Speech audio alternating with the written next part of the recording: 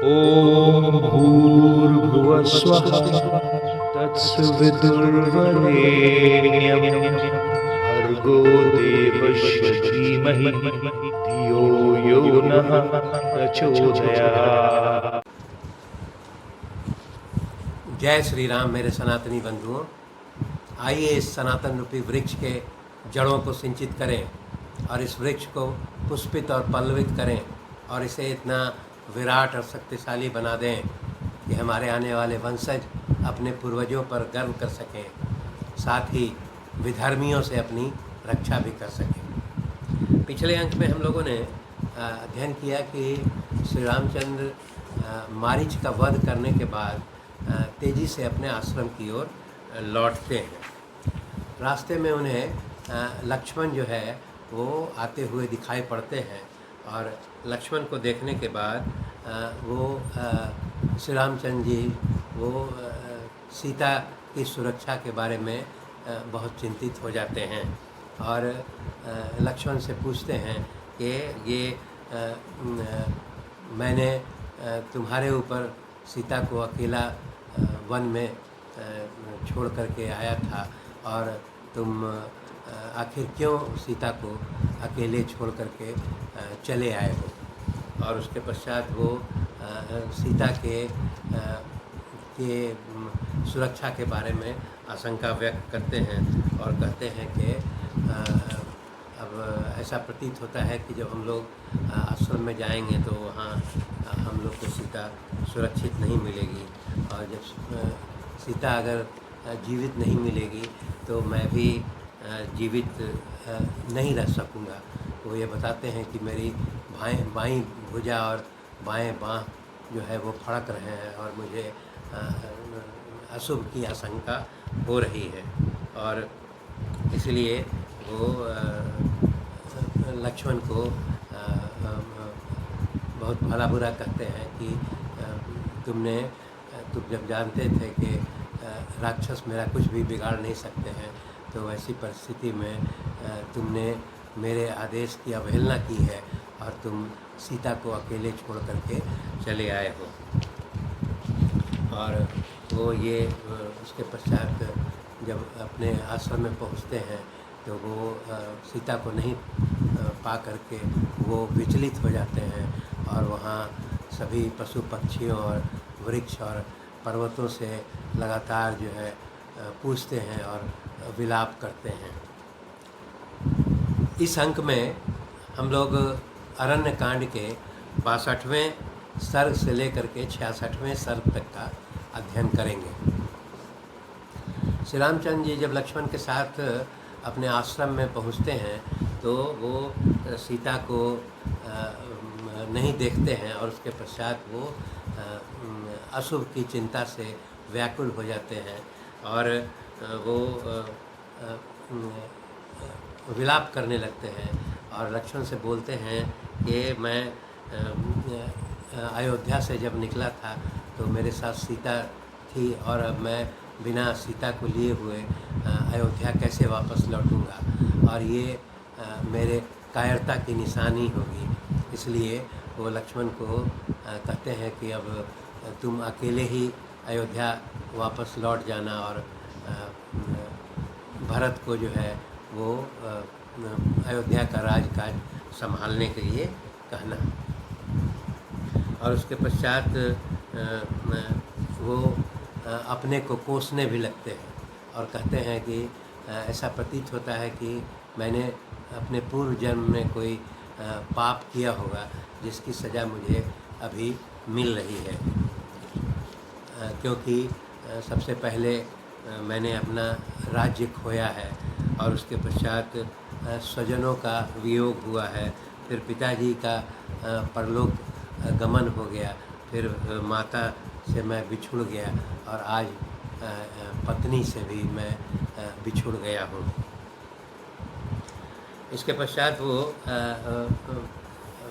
आश्रम में पूरा विचलित होकर के और सभी जगह सीता की खोज करते हैं और उसके बाद कभी आशंका व्यक्त करते हैं कि ऐसा लगता है कि सीता जो है वो कमल पुष्प लाने के लिए गोदावरी नदी पर चली गई होगी।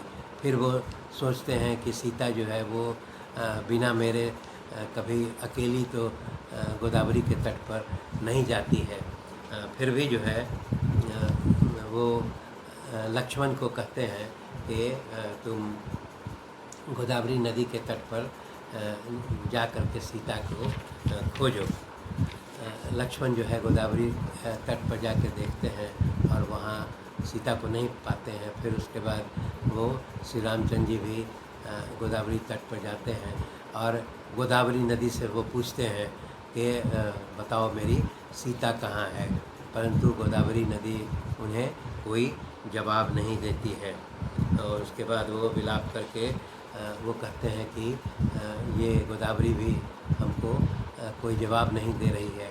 अब मैं जनक के यहाँ बिना सीता के कैसे जाऊँगा। और इस प्रकार कह करके वो विलाप करते हैं। और उसके पश्चात वो फिर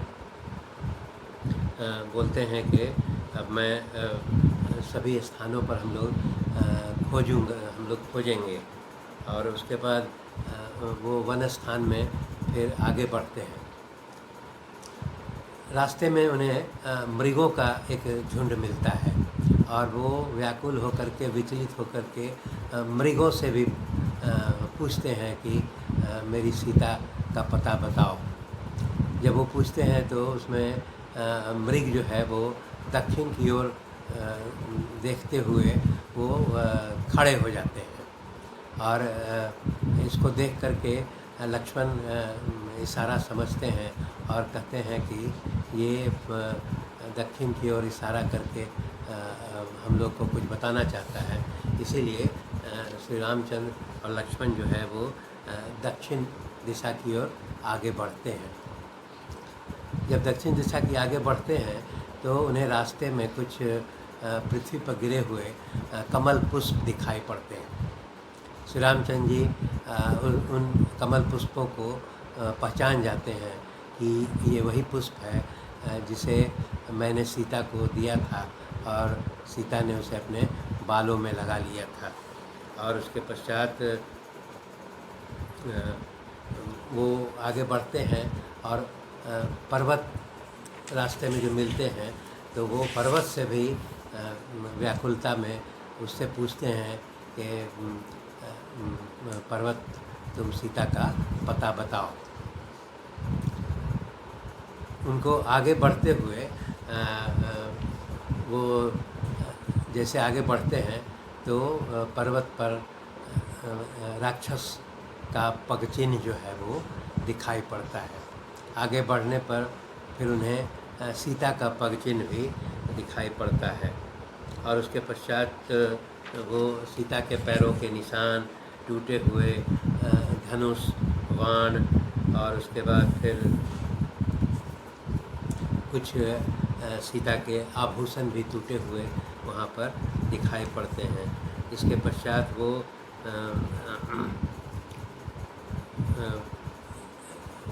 एक वो जो कवच था टूटा हुआ वह भी गिरा हुआ दिखाई पड़ता है। इसके पश्चात फिर उन्हें एक रथ भी जो है वो टूटा हुआ दिखाई पड़ता है और एक सारथी भी जो है वो मृत वहाँ दिखाई पड़ता है। ये सब देख करके श्री रामचंद्र जी जो है वो बहुत बुरी आशंका में घिर जाते हैं और व्याकुल हो जाते हैं। और उसके पश्चात वो कहते हैं कि ऐसा प्रतीत हो रहा है कि हमारी जो कोमलता है और दयालुता है वो उसका लोग वो गलत अर्थ निकाल रहे हैं और मुझे अपना पराक्रम दिखाना पड़ेगा। और वो फिर वो कहते हैं कि अब मैं जो है ये सभी यक्ष, गंधर्व, पिशाच, देवता, राक्षस और ये सब का मैं नाश कर दूंगा और वो मैं पूरा त्रिलोकी को ही वो उसका पूरे त्रिलोकी पर ही विनाश लीला प्रारंभ कर दूंगा। और मैं ऐसी विनाश लीला करूंगा कि उसमें न दैत्य रह पाएंगे न पिशाच रह पाएंगे। और जब तक ये मेरी पत्नी सीता को नहीं लौटाएंगे, तब तक मैं जो है पूरे त्रिलोकी को नाश कर दूंगा और पूरे संसार को जो है उलट दूंगा। और इस प्रकार वो अपना क्रोध प्रकट करते हैं और कहते हैं कि निश्चित तौर पर ये जितने देवता और गंधर्वगण जो है या ये हमको माने कायरता ये समझ रहे हैं, और तभी तो इनके रहते हुए मेरी पत्नी का अपहरण हो गया है। और इसलिए वो बहुत क्रोध में जो है वो कहते हैं कि मैं पूरी सृष्टि का नाश कर दूंगा। जब लक्ष्मण जो है वो श्री रामचंद्र को बहुत आक्रोश में देखते हैं, तब फिर वो श्री रामचंद्र जी को समझाते हैं कि आप जो है बहुत कोमल स्वभाव से युक्त और एक ऐसे राजकुमार हैं, और ये वो बताते हैं कि यहाँ पर देखने से ये पता लगता है कि यहाँ पर बहुत भयंकर युद्ध हुआ है और यहाँ कोई सेना का कोई पगचिह्न नहीं है। ऐसा प्रतीत होता है कि सिर्फ दो ही व्यक्ति हैं उनमें ये संग्राम हुआ है। तो उसके बाद वो रामचंद्र जी को समझाते हैं कि ऐसा प्रतीत हो रहा है कि सीता का अपहरण किया गया है, और इसलिए आप राजा हैं और हमारे दशरथ के बहुत योग्य सुपुत्र हैं, और अगर आप किसी एक व्यक्ति के द्वारा अगर कोई अपराध किया गया है तो उसकी सज़ा पूरी सृष्टि को देंगे, तो ये आपके मर्यादा के अनुकूल नहीं है। और इसलिए श्री रामचंद्र जी जो है लक्ष्मण जो है श्री रामचंद्र जी को ये समझाते हैं कि हम लोग पहले पूरे वन में सीता का खोज करेंगे और उनका पता लगाएंगे, और जब उसके पश्चात भी खोजने के पश्चात भी अगर सीता हमें नहीं मिलेगी तब फिर आप किसी को दंडित करेंगे। और वो ये भी बताते हैं कि आपको सीता के गुम हो जाने के लिए इतना शोक नहीं करना चाहिए और धैर्य से काम लेना चाहिए, क्योंकि वो बोलते हैं अगर आप समस्त लोक का जो है वो दग्ध कर देंगे तो फिर समस्त प्रजा जो है वो किसके शरण में जाएगी। और इस प्रकार उन्हें समझाते हैं कि अपने देवोचित और मानवोचित पराक्रम को देखकर उसका अवसर के अनुरूप करते हुए आप फिर शत्रुओं का वध कीजिएगा। और इस प्रकार लक्ष्मण जो है रामचंद्र जी को वो दिलासा देते हुए और मर्यादा पूर्वक व्यवहार करने का अनुरोध करते हैं। धन्यवाद।